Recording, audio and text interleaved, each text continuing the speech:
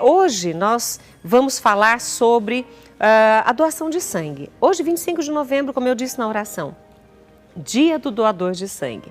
E para ser um doador, deixa eu até pegar minha ficha aqui, e para ser um doador, nós precisamos saber, nossa, como é que eu vou saber se eu posso doar, se eu não posso doar, se meu tipo sanguíneo é bom? Tem gente que fala assim, é sangue bom, é sangue ruim? E quem vai responder estas perguntas, inclusive você que mandou a sua pergunta pelo nosso WhatsApp ou quer fazer ainda uma pergunta, é só ligar no 19, mandar uma mensagem no 19 9 97169915. Tá bom? Mande pra gente que a gente está aqui esperando. E eu apresento para vocês agora a hematologista, doutora Cacira de Araújo, e a quem eu agradeço por estar aqui comigo. Muito obrigada, viu? Eu que agradeço o convite. Olha, quando a gente fala assim, doador de sangue, tem gente que fala assim, não, eu vou doar o meu sangue e vou ficar sem sangue. Não, de modo algum. De modo algum. Pelo contrário, né? Essa é a verdadeira doação. E porque você doa sem saber a quem, mas ajuda muitas pessoas. Uma doação de sangue, ela pode ajudar até 4 pessoas que estão precisando receber transfusão de sangue. Então, um único doador pode ajudar até 4 pessoas. E é muito simples para ser doador de sangue. Os requisitos básicos é ter boa saúde, pesar mais de 50 quilos, ter entre 18 e 69 anos.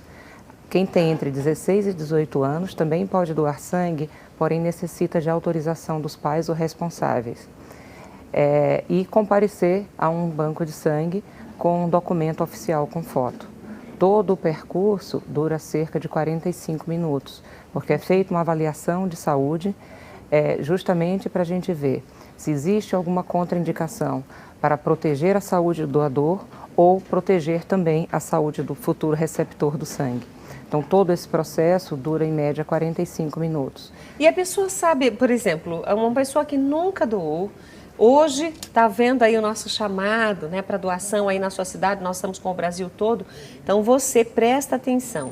Ela pode se dirigir a um banco de sangue, ela tem que ter mais que 50 quilos, Sim. Acima de 18 anos de preferência, se não tem que ter autorização dos pais, com um documento válido em todo o território nacional.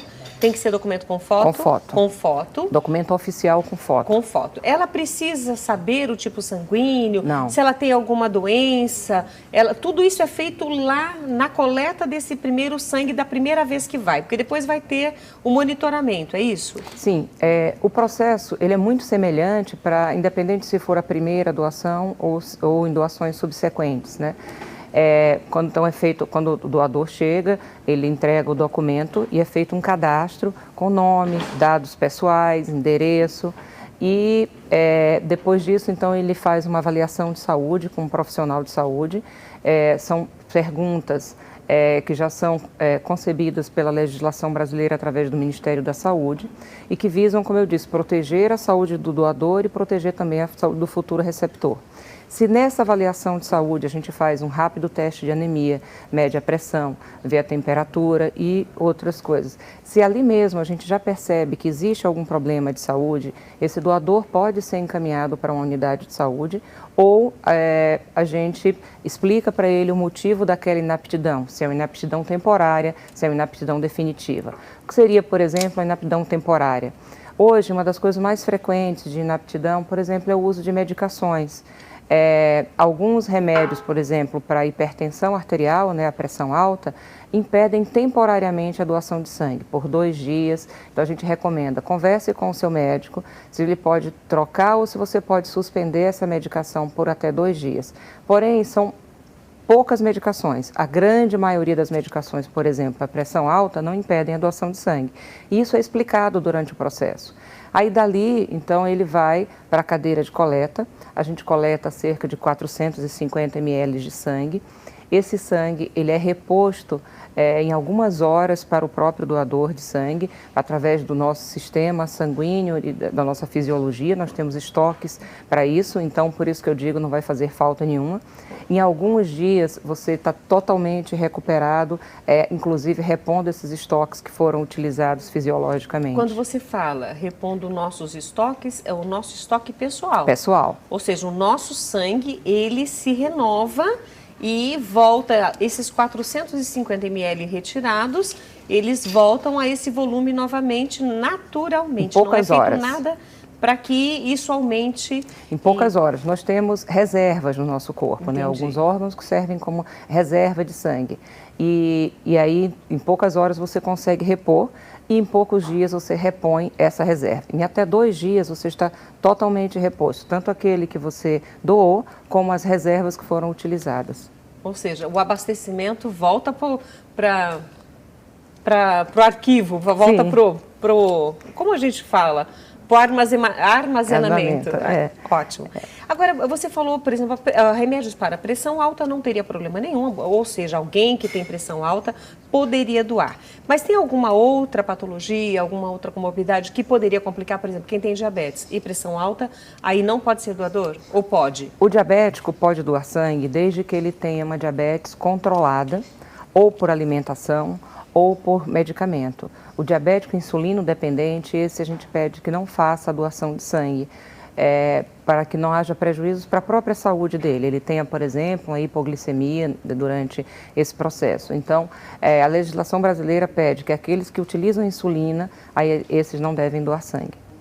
Dentre os exames de sangue que são feitos, tem alguns que já é praxe, né, que todos os doadores passam por esse exame, como, por exemplo, hepatite. Sim. E tem alguns tipos que sim, outros não. Como é?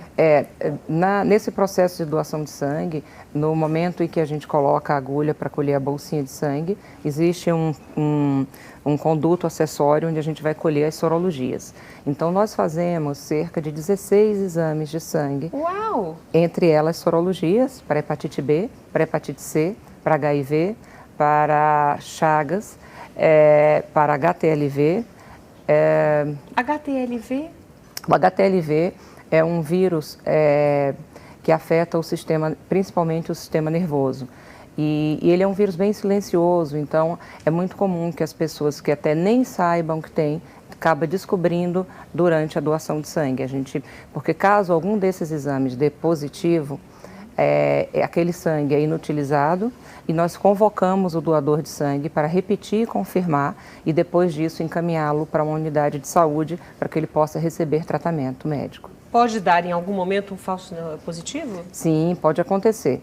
Os exames que são utilizados em banco de sangue, eles têm uma metodologia diferente daqueles de laboratório diagnóstico. Laboratório diagnóstico que a gente chama são aqueles que você vai colher seus exames quando o médico te solicita. Então, a filosofia é diferente, né? Quando você vai no laboratório diagnóstico, você está ali tentando checar a sua saúde, porque o médico teve alguma desconfiança ou está fazendo um check-up. Quando você está fazendo sorologia, você está tentando impedir que uma pessoa, que mesmo que ela não saiba que está portando algum vírus, transmita aquele vírus para uma pessoa que já está com a condição de saúde fragilizada, porque quem vai receber transfusão de sangue, né, já está fragilizado na sua saúde. Então, por exemplo, na hepatite C, a média entre a contaminação e o diagnóstico aqui no Brasil ainda é alta, cerca de 8 anos. Então, às vezes, a pessoa é portador do vírus e não tem conhecimento, porque aí a gente volta para aquela nossa história anterior. O nosso organismo, ele lança a mão de muitos artifícios para se defender e, às vezes, os sintomas não são percebidos pela pessoa, né? Então, quando ela vai doar sangue, a gente faz o exame, se houver alguma positividade, ele então é convocado. Mas o que são os falsos positivos? É o excesso do banco de sangue. Na tentativa da gente proteger ao máximo o futuro receptor, a gente peca pelo excesso. Então, qualquer sinal de positividade, e o que pode acontecer? Uma vacina que você tomou próximo daquilo pode dar uma reação cruzada, um medicamento, alguns medicamentos, então a gente tem uma listinha lá de medicações que a gente pergunta para a pessoa se ela fez uso para dificultar isso. alguns processos infecciosos, então às vezes a pessoa nem sabe que está, por exemplo, com um período de incubação de uma gripe comum, né? E aí ela vai doar sangue, 4, 5 dias depois ela consegue, o nariz começa a escorrer e ela desenvolve os sintomas. Mas nesse período, ela pode ter um aumento de anticorpos circulante para fazer defesa contra esse patógeno e aquilo dá uma reação cruzada. Entendi. Então, por isso que a gente sempre repete os exames, convoca o doador, repete os exames para confirmar aquela suspeita e encaminha ele, então, caso seja necessário, até para que ele faça um acompanhamento mais de perto com o infectologista. E olha, nós temos uma participação e a gente vai saber agora qual é a dúvida, qual é a pergunta. Vamos lá? Coloca pra gente. Boa tarde, Rita Maria, a doutora Cacira. Doutora Cacira, a luz bateu lá, eu não consegui ver. Me chamo Maiara e sou de Minas Gerais e gostaria de saber se posso doar sangue, pois tive hepatite C. E quanto tempo devo esperar para fazer a doação? Abraços. Obrigada, viu, Maiara?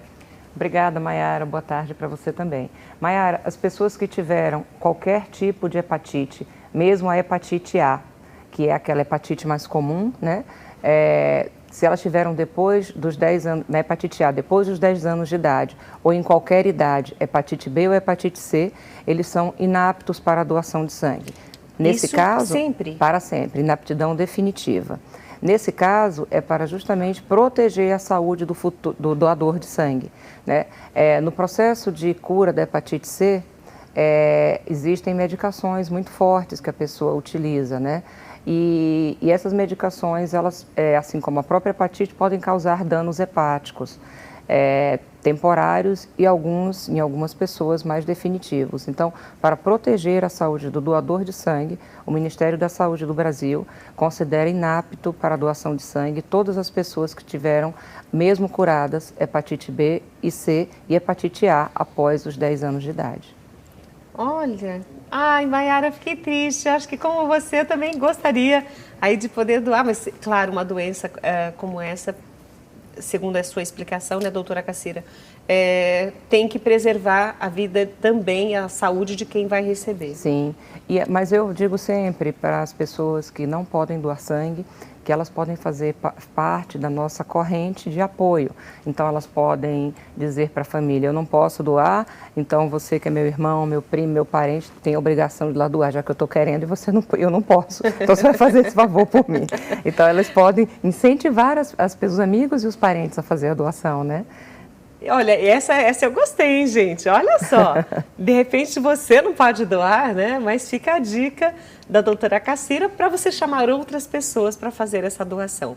E a partir do momento, doutora, que a pessoa faz a doação, depois de quanto tempo ela vai poder, uma vez que está apta, está com saúde plena, quanto tempo ela poderia voltar, ou depois de quanto tempo ela poderia doar novamente?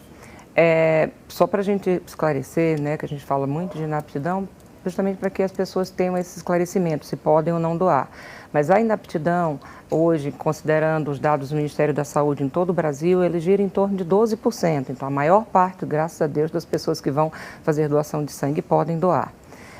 Mulheres podem doar sangue a cada 3 meses, num total de 4 doações por ano, né, decorridos 12 meses, e homens podem doar sangue no intervalo a cada 2 meses, num total também de 4 doações por ano.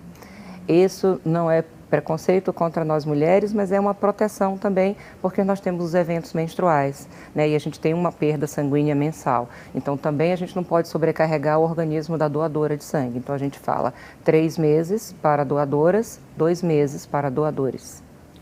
Olha, essa conversa eu achei muito gostosa e eu espero que você, acompanhando aí, tenha sentido vontade. Nossa, eu vou doar. Eu não perguntei no começo do programa, mas eu tenho certeza que muitas das pessoas que estão nos assistindo já tiveram que pedir para amigos, pedir para parentes para fazer essa doação.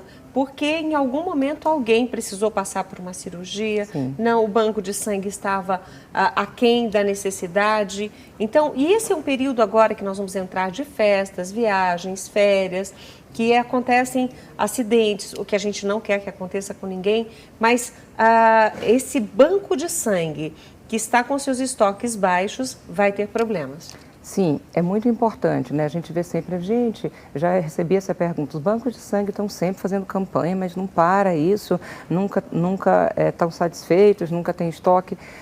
Os dados do Ministério da Saúde mostram que para a gente ter uma autossuficiência de sangue, ou seja, conseguir abastecer toda a necessidade dos hospitais e dos pacientes que precisam de receber transfusão de sangue, era necessário que 8% daquela população que a gente falou, entre 18 e 69 anos, doasse sangue pelo menos uma vez por ano. Aí nós conseguiríamos ser autossuficiente.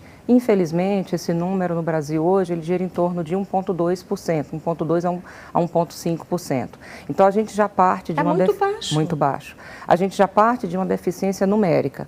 Além disso, a gente tem também uma deficiência qualitativa, né, que são a questão das compatibilidades de sangue. Por exemplo, na população brasileira, 40% da população é do sangue O, mas existem os outros tipos sanguíneos também. Então, às vezes, o banco de sangue tem uma quantidade grande daquele tipo sanguíneo, mas o que o paciente está precisando, pode ser o tipo A, tipo B, tipo AB, está em falta. Então, por isso que é importante que todas as pessoas doem sangue.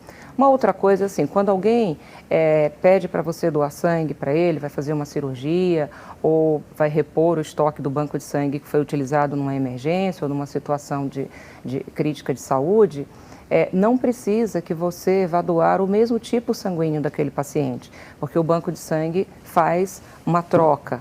Então, vamos supor, você utilizou o sangue O, mas uma pessoa que veio doar sangue para você veio doar A. Não tem problema, aquele sangue A vai servir para alguém que também poderá necessitar dele. Então, o que a gente precisa, na verdade, é da doação altruísta. No Brasil, a doação de sangue ela é voluntária, ela não pode ser remunerada de nenhuma forma.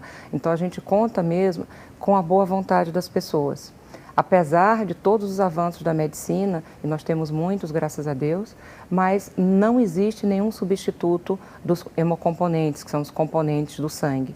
Então, quando uma pessoa precisa, por exemplo, receber sangue porque tem uma hemorragia, ou receber plaquetas ou plasma porque tem uma deficiência de coagulação, é apenas através da doação de sangue voluntária que nós conseguimos prestar esse serviço e melhorar a saúde dessa pessoa. Gente, o assunto é muito sério, então eu espero que Deus esteja aí tocando seu coração e você tenha sentido essa vontade. Então, na sua cidade, procure o banco de sangue. Mas não sei onde tem banco de sangue na minha cidade. Todos os hospitais vão saber te passar essa informação. Corpo de Bombeiros vai saber passar essa informação para você. Policial vai saber passar essa informação para você e vai lá, olha, vai em tal lugar, liga em tal número, porque o mais importante é que você sinta essa vontade, esse desejo e ajude. Né? Inclusive, essas corporações nos ajudam muito. Todas as vezes que a gente entra em situações críticas, por exemplo, tivemos situações muito críticas agora durante a pandemia, né? Porque os pacientes com Covid, eles necessitam receber transfusões também. E aí a gente tinha uma situação de isolamento social, onde as pessoas tinham medo de ir à rua, inclusive de doar sangue, e pessoas precisando receber sangue. Né? Então, nós contamos muito com o apoio dessas corporações, Corpo de Bombeiros, Polícia Militar, Exército, ajudam muito a gente. Eu recorro muito a eles, porque às vezes a gente tem situações, né, que a população não consegue. Eu também queria lembrar aos seus ouvintes que a doação de sangue ela é muito segura, mesmo a gente estando numa situação hoje de pandemia e de riscos por contato social, sempre os órgãos reguladores são muito rigorosos com relação aos cuidados de higiene e saúde, e agora ainda mais. Então, desde que você se proteja, usando máscara, fazendo a sua higiene nas mãos, né, lavando as mãos, usando álcool gel, mas no banco de sangue é tudo muito seguro. Os protocolos, o pessoal pode ir sem medo. Sem medo. Os protocolos foram reforçados. A maioria dos bancos de sangue hoje estão trabalhando com horário agendado, justamente para a gente espaçar a presença de um doador e do outro, da gente ter tempo de higienizar a cada doador, toda a cadeira onde ele vai sentar, tudo. Então, os protocolos foram todos adaptados, já eram bem rigorosos e foram todos adaptados para essa nova realidade. Nós temos uma pergunta, doutor, antes de nós encerrarmos a nossa conversa, e vamos saber quem mandou a pergunta para a gente. Marcelo, por que a diferença entre o tempo para poder voltar a doar sangue entre homens e mulheres? É aquilo que eu falei, né? As mulheres têm os eventos menstruais, então a gente tem que respeitar essa reposição de sangue para que ela não tenha, teve a menstruação e depois, apesar de que ela pode doar sangue durante a menstruação, não há nenhum problema. Interfere. Não, desde que ela esteja se sentindo bem, o nosso organismo é adaptado. Deus é tão perfeito que fez o nosso corpo, né, adaptado para essas situações. Então, durante os eventos menstruais, a mulher também vai ter uma reposição desse sangue. E aí, ela pode, inclusive, se ela estiver se sentindo bem, porque tem mulheres que têm cólicas, que têm, né, dificuldade durante esse período, mas se ela estiver se sentindo bem, ela pode fazer a doação sim. O que a gente faz é dar um tempo maior de recuperação para ela. Uma outra coisa também são as questões alimentares, né? As mulheres são muito rigorosas consigo mesmas e, às vezes, têm muitas restrições alimentares, comem pouco, fazem muita dieta, e aí também, às vezes, a reposição de ferro que é necessária até para a produção do nosso sangue, nas mulheres ela pode ser um pouco mais lenta por falta dessa ingesta, né? Então, homens, eles acabam tendo uma alimentação mais vasta e também não têm eventos menstruais, então por isso o período deles podem ser de 2 meses e o das mulheres a cada 3 meses. Olha, doutora, deixamos de falar algo importante dentro do nosso tema de hoje, que eu achei bem importante, sobre doar sangue. Eu queria só lembrar isso à população, que nós estamos hoje no dia do doador voluntário de sangue, mas que é importante que a gente faça essa reposição o ano todo. Como a Rita lembrou, nós vamos ter agora os feriados de fim de ano e a gente viaja, a gente tem alguns excessos às vezes e é muito frequente acidentes e aí é quando a gente mais precisa e quando a gente menos tem doadores. Então, precisamos o ano inteiro, mas nesses períodos de feriados prolongados, Natal, Réveillon, Carnaval, é que essa necessidade se exacerba. Então, se você tem saúde e pode e quer ajudar o seu próximo, por favor, compareça a um banco de sangue para realizar a sua doação. Ai, gente, que conversa boa.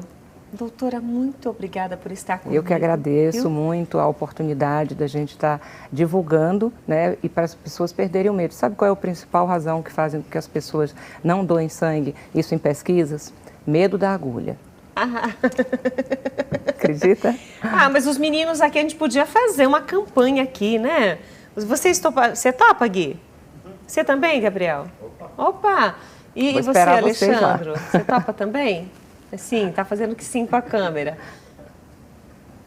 Quem mais? Gui? André? Will?